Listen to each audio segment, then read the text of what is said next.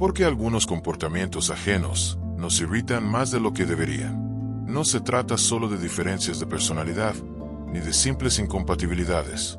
A veces, lo que más incomoda, lo que más irrita, es justo aquello que inconscientemente también habita en uno mismo. La psicología lo llama proyección, un mecanismo de defensa a través del cual se depositan en otros emociones, deseos o aspectos que resultan difíciles de aceptar.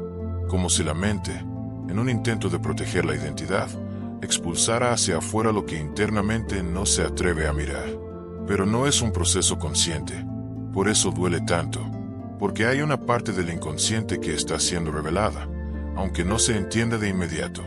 Cuando alguien detona una emoción desproporcionada, rabia, desprecio, irritación, rara vez se trata solo de esa persona. Se trata de algo más antiguo, más profundo, algo que ha sido negado o reprimido. Desde muy temprana edad, cada ser humano comienza a construir una identidad.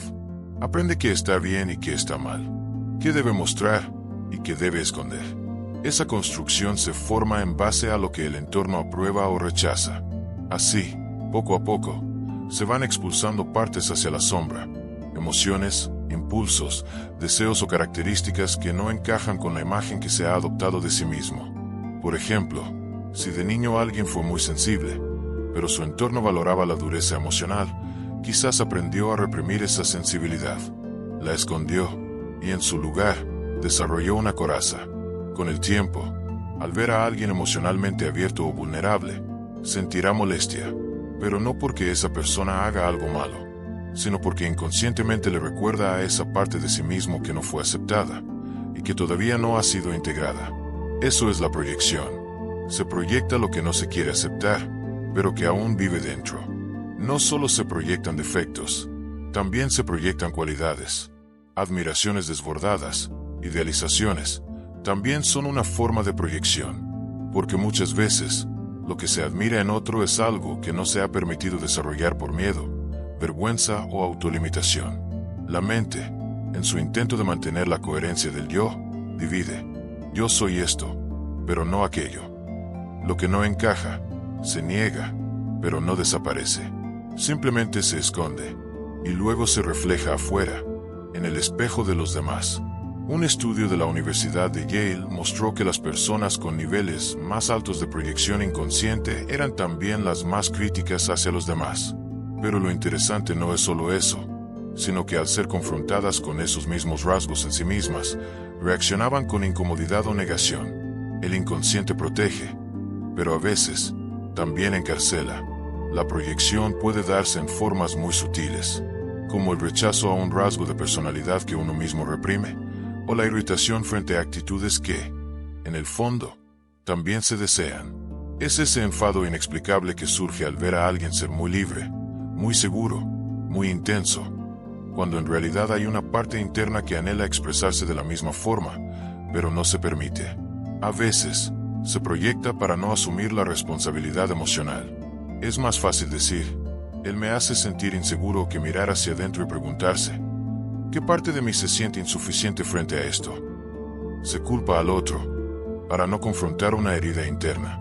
Otras veces, la proyección aparece en forma de juicio moral. Esa persona es arrogante, egocéntrica, narcisista. Pero detrás del juicio, muchas veces hay una envidia no reconocida, un deseo reprimido de validación o poder. Se juzga afuera, lo que no se quiere ver adentro. También puede manifestarse como el deseo de cambiar al otro, de corregirlo, de señalarle sus errores, porque el inconsciente ve en el otro un espejo, pero en vez de aceptarlo, intenta modificarlo, como si al hacerlo, se pudiera evitar el propio reconocimiento. La proyección no es un error, es un mecanismo adaptativo, una forma que la psique ha encontrado para sobrevivir emocionalmente, para sostener una identidad y evitar el dolor. Pero cuando se vuelve crónica, comienza a distorsionar la percepción del mundo y de las relaciones. Por eso, cada vez que algo o alguien detona una reacción exagerada, vale la pena detenerse, no para culparse, ni para justificar comportamientos ajenos, sino para preguntarse con honestidad, ¿qué parte de mí se está reflejando aquí? ¿Qué estoy rechazando, negando o temiendo ver? La conciencia no siempre llega fácil. A veces, se necesita atravesar el dolor del juicio, la incomodidad de la crítica interna, el vértigo de descubrir que aquello que más se desprecia también forma parte de uno mismo. Pero es justo ahí donde empieza el verdadero poder, el de dejar de vivir reaccionando y comenzar a vivir reconociendo, porque todo lo que no se acepta, se proyecta, y todo lo que se proyecta, regresa, hasta que se aprende a mirarlo de frente, sin huir, sin negar, sin disfrazarlo de virtud. Ese es el primer paso para transformar la proyección en integración y la reacción en conciencia. La mente humana tiende a dividir lo que aprueba y lo que condena, lo que acepta y lo que rechaza. Desde pequeños, interiorizamos la idea de que algunas emociones, pensamientos o comportamientos son correctos, mientras que otros son motivo de vergüenza o castigo. Así, sin darnos cuenta, empezamos a construir una especie de personaje ideal que cumple con lo que creemos que los demás esperan de nosotros. Lo llamamos yo, pero es solo una parte de todo lo que somos. Lo que queda fuera de ese personaje, lo que decidimos no mostrar o incluso no mirar, forma parte de lo que Carl Jung llamó la sombra. No es necesariamente algo malo, es simplemente lo que fue reprimido por no encajar con la imagen que queríamos proyectar. Muchas veces, lo que está en la sombra no es maldad, sino poder, deseo, libertad, enojo, sensualidad o incluso alegría intensa. Elementos vitales que, al ser reprimidos, se convierten en carga. Ahora bien, ¿qué ocurre con esa sombra? No desaparece por estar oculta. Al contrario, busca formas de salir a la luz, y una de las más comunes es la proyección. Es decir, vemos fuera lo que no podemos aceptar dentro. Lo que más condenamos, a menudo, está tratando de hablarnos de algo no resuelto en nosotros mismos. Por eso, cuando alguien nos molesta profundamente, sin que haya hecho algo objetivamente dañino, vale la pena preguntarse si estamos ante un espejo. Por ejemplo, alguien que fue educado para ser siempre correcto, educado, amable, puede desarrollar un juicio intenso hacia las personas que expresan su enojo de manera directa. Las ve como agresivas, maleducadas, exageradas, pero lo que está rechazando no es solo a la otra persona, sino a su propia ira reprimida. Esa parte que también quiere gritar, poner límites y ser escuchada. Esto no significa que toda emoción sea una proyección, pero cuando la intensidad emocional es muy alta, desproporcionada al estímulo externo, probablemente algo interno está siendo activado. Existen varios tipos de proyección. La más conocida es la moral, donde juzgamos lo que creemos malo en otros porque no lo toleramos en nosotros. Por ejemplo, quien condena con vehemencia la ambición ajena, tal vez esconde una ambición propia que nunca se atrevió a reconocer. También está la proyección emocional, cuando atribuimos a otros emociones que no nos permitimos sentir. Como quien dice él está resentido, cuando en realidad quien guarda resentimiento es uno mismo. O quien llama dependiente a alguien, cuando en el fondo teme ser abandonado y necesita constantemente afecto. Y está la proyección relacional, mucho más sutil. Aquí, asignamos inconscientemente un rol al otro para cumplir con nuestra narrativa interna. Por ejemplo, si alguien ha crecido sintiéndose invisible, tenderá a relacionarse con personas que lo ignoran o que no validan su presencia, reforzando así la idea de que no merece ser visto. O al revés, puede volverse hipersensible a cualquier señal de desinterés y proyectar rechazo incluso donde no lo hay. Estas proyecciones no solo distorsionan cómo vemos al otro, también afectan cómo nos relacionamos. Porque cuando alguien se convierte en el depósito de nuestras sombras, dejamos de ver a la persona real. La tratamos como un personaje de nuestra propia historia, y eso puede volverse una carga injusta para ambos. Además, el juicio moral excesivo muchas veces esconde un mecanismo de defensa. Si logro ver al otro como inferior, entonces no tengo que enfrentar lo que yo no quiero reconocer en mí. Es más fácil decir ella es arrogante que mirar mi propio deseo de destacar. Es más cómodo decir él es débil que entrar en contacto con mis heridas y vulnerabilidades. A esto se suma un fenómeno llamado disonancia cognitiva. Cuando nuestras acciones, pensamientos o emociones entran en conflicto con la imagen que tenemos de nosotros mismos, sentimos incomodidad, y el modo más fácil de resolverla es proyectar esa contradicción en otro. Así evitamos confrontarnos, pero también evitamos crecer. La clave está en observar los juicios más intensos. Preguntarse, ¿Por qué esto me molesta tanto? ¿Qué parte de mí se siente amenazada? ¿Estoy viendo a la persona? ¿O estoy viendo una parte reprimida de mí mismo en ella? Cuando el juicio se repite con frecuencia, cuando distintas personas nos generan la misma incomodidad, o cuando reaccionamos con una intensidad que no se justifica por lo que está ocurriendo, es probable que la sombra esté pidiendo ser vista. Verla no es cómodo, pero es liberador, porque lo que se reprime nos controla desde las sombras, pero lo que se integra se transforma en poder. La sombra no es un enemigo, es una parte de ti que ha sido excluida y que, al no encontrar otra forma de expresarse, se proyecta en los demás. Por eso, cada juicio puede ser una invitación, no a negar lo que el otro hace, pero sí a mirar lo que eso despierta en ti. A veces, lo que más nos duele de otros es lo que aún no nos hemos permitido sanar. Las personas más cercanas no solo conocen nuestras virtudes, también activan nuestras heridas con mayor facilidad. En la convivencia cotidiana, nuestras máscaras se agrietan, los mecanismos de defensa se desgastan y la sombra tiene más oportunidades para asomarse. No hay lugar donde se manifieste más la proyección que en los vínculos cercanos.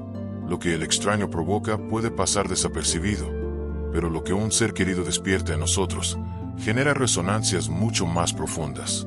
La psicología analítica sostiene que no existe vínculo significativo que no esté atravesado por las proyecciones.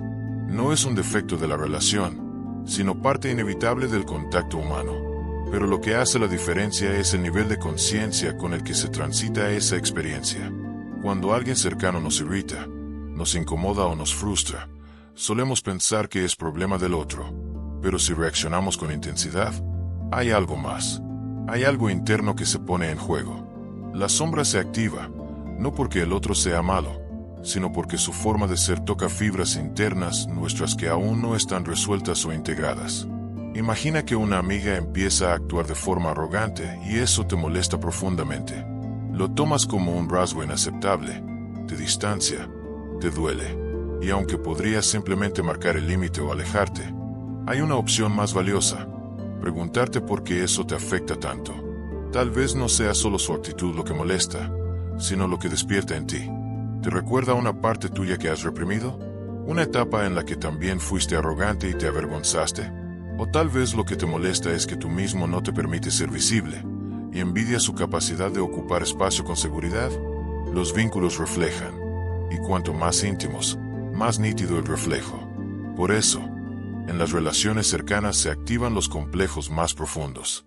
No porque el otro lo haga a propósito, sino porque sin saberlo, nos conecta con memorias emocionales que aún están latentes. El tono de voz de tu pareja puede hacerte sentir como si fueras un niño regañado. Un comentario inocente de tu madre puede remover la inseguridad que creías superada. Una decisión de tu mejor amigo puede despertarte celos o envidia que no quieres reconocer. Las reacciones desmedidas son señales. Si alguien te irrita mucho más de lo que la situación justificaría, no es solo por lo que esa persona es, sino por lo que tú proyectas en ella. El otro se vuelve pantalla donde se juega una película inconsciente. Por eso es tan difícil separar la realidad del juicio. Lo que decimos que nos molesta no siempre es el verdadero problema. Muchas veces, lo que más señalamos fuera es exactamente lo que no estamos viendo dentro. Un estudio realizado en la Universidad de Harvard sobre relaciones interpersonales mostró que las personas que trabajan activamente en su autoconocimiento tienden a tener reacciones menos impulsivas frente a las actitudes molestas de sus cercanos. ¿Por qué? Porque comprenden que no todo lo que molesta afuera es causa externa. A veces es una herida vieja, un patrón aprendido, una imagen que nos duele porque nos recuerda lo que aún no aceptamos de nosotros mismos. Las relaciones son espejos, y esa es su función más poderosa. No solo sirven para dar amor, compañía o apoyo. También nos muestran con crudeza los ángulos ciegos de nuestro mundo interno. Por eso el vínculo no solo debe vivirse desde el deseo, sino también desde la responsabilidad. Cada vez que culpas al otro por cómo te sientes, entregas tu poder. Pero cada vez que te preguntas qué parte tuya se activó con lo que pasó, recuperas soberanía emocional. Claro, esto no significa justificar comportamientos tóxicos o aceptar abusos, pero sí implica diferenciar lo que realmente pertenece al otro de lo que tú estás proyectando. No todo lo que te duele es culpa del otro, y no todo lo que el otro hace es el origen de tu malestar. En esa diferenciación hay madurez. Los vínculos conscientes no son los que no tienen conflictos. Son los que permiten transformar la fricción en autoconocimiento. Cuando puedes decir, esto me dolió, pero quiero entender por qué me afecta tanto. Ya no estás reaccionando, estás observando. Y en esa observación nace la libertad. La cercanía emocional es un campo fértil para la transformación, pero solo si dejas de usar al otro como excusa y lo ves como herramienta. Porque lo que más te irrita, lo que más te remueve, lo que más juzgas, no siempre habla del otro, muchas veces habla de ti. Pero entonces, ¿qué hacer con eso? ¿Cómo transformar el juicio en una vía de integración real? Aquí comienza la alquimia de la conciencia, y como toda alquimia, requiere fuego. Un fuego que no destruye, sino que purifica. Transformar la proyección en autocomprensión implica coraje. No es un camino cómodo, pero sí profundamente liberador. El primer paso es asumir responsabilidad, no por lo que el otro hizo, dijo o fue, sino por la carga emocional que eso activa en uno mismo. La clave está en dejar de hacer del otro el enemigo y convertirlo en un espejo. Eso no significa justificar conductas tóxicas ni permanecer en lugares que duelen, sino reconocer que lo que más incomoda suele tener un eco interior que pide ser escuchado. Una metáfora útil para entender esto es la del mensajero y la carta. El otro es solo el mensajero, pero la carta que trae está escrita con tu tinta. Culpar al mensajero es romper el espejo y perder el mensaje. Cuando se deja de huir del malestar y se le permite hablar, emerge la verdad oculta tras la emoción. Muchas veces, lo que se critica con más intensidad es justo lo que uno no se permite ser. La persona que juzga a alguien por ser muy confiada, quizás envidia esa libertad. El que se burla de la vulnerabilidad ajena, probablemente no se permite mostrar la propia. Un estudio de la Universidad de Toronto encontró que quienes tienen menos tolerancia a la ambigüedad o a los defectos ajenos suelen tener una autoimagen muy rígida, una necesidad inconsciente de controlar su mundo interno, proyectada hacia afuera. Aceptar la sombra no es resignarse a ella, es iluminarla, y para eso se necesita un trabajo interno sostenido, desde la autoobservación hasta el acompañamiento terapéutico. Se puede comenzar con una simple pregunta cada vez que se sienta un juicio intenso. ¿Qué parte de mí se siente amenazada por esto que veo en el otro? A veces, la respuesta no llega de inmediato, pero basta con hacer la pregunta y dejarla actuar por dentro. Otra herramienta útil es el trabajo con el diario. Registrar lo que más irrita, molesta o decepciona, y luego explorar qué emociones o recuerdos se conectan con eso. Muchas personas descubren que lo que más odian de sus padres, parejas o amigos, refleja heridas antiguas no resueltas, y que lo que más critican es lo que más temen llegar a ser. Este proceso no es lineal ni rápido, pero cada acto de honestidad interior abre espacio a una versión más íntegra de uno mismo. Al final, la proyección no es el problema, sino la oportunidad. Una oportunidad de dejar de vivir desde la defensa y empezar a vivir desde la conciencia. La transformación no ocurre rechazando la sombra, sino abrazándola sin perderse en ella. Solo quien ha mirado de frente sus partes más incómodas puede amar con profundidad, y solo quien se reconcilia consigo mismo deja de usar al otro como campo de batalla. Integrar la sombra no significa volverse perfecto, significa volverse completo. Y cuando eso sucede, el juicio se disuelve, porque ya no se necesita defender nada, porque ya no se teme mirar adentro, porque ya se habita, por fin, lo que uno es, sin necesidad de proyectarlo en nadie más.